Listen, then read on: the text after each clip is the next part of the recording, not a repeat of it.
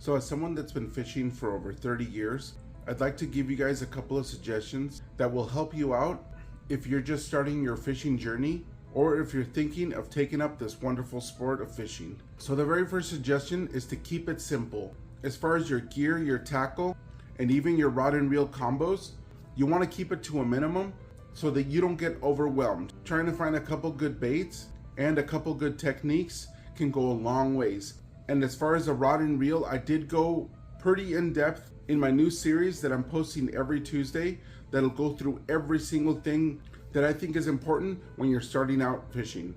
The second suggestion is find a good knot that you trust. So my go-to knots are the polymer knot and the uni knot.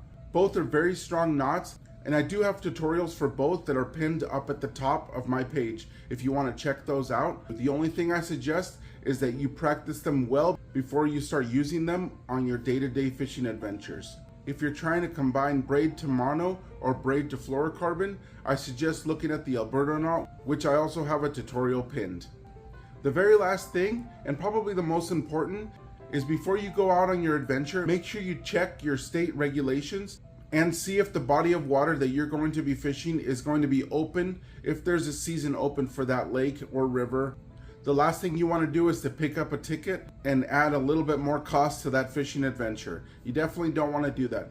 Log into your State Department of Fish and Wildlife website or pick up one of your state's fishing pamphlets, and you should be able to quickly find that body of water that you're trying to fish and see if it's open or not.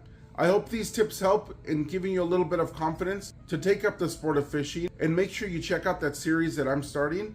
I do have my first video out, which is on how to pick the right rod for you. And like I said, I'll be going through all the other aspects that a beginner fisherman needs, and I will be taking questions as well. So I suggest going on in the comments. If you do have any questions, any more specifics, go ahead and please comment down below on this video or on one of my Tuesday videos, so I can definitely help you out.